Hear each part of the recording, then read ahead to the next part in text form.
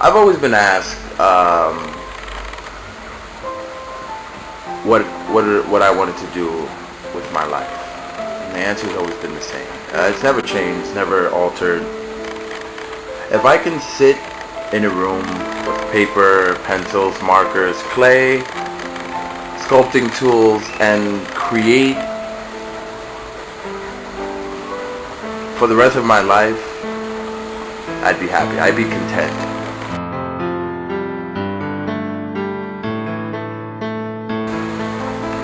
There's nothing that I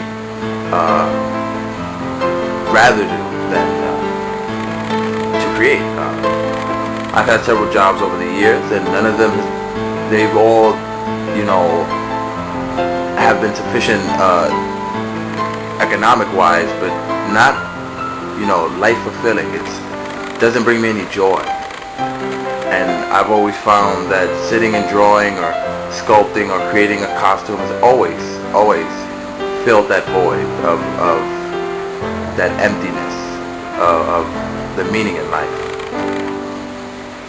And if I could bring smiles or nightmares to people by doing so, then I could be the happiest man on earth.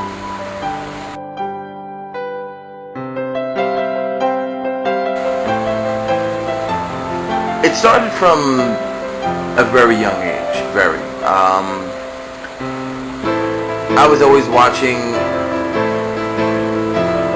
monster movies, or always catching someone in my family watching a monster movie. Even though I was too young to see it, I would always get a glimpse, and I would always walk in at the right time to get a glimpse of something that would stay in my head for the rest of my life. For instance, The Thing by John Carpenter. I was, of course, too young to see this movie, but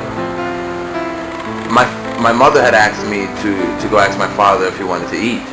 So I walked into the room, and as soon as I opened the door, it was a scene where the husky dog is changing into what it really is, and his face splits open and it lets out that shriek. I think I was horrified and intrigued at the same time, because of course, being at a young age, seeing something so gruesome scared the daylights out of me. But I was also intrigued. I was also interested in what that thing was and how it came to be.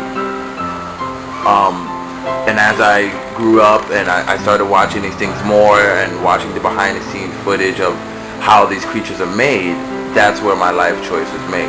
This is what I want to do with the rest of my life.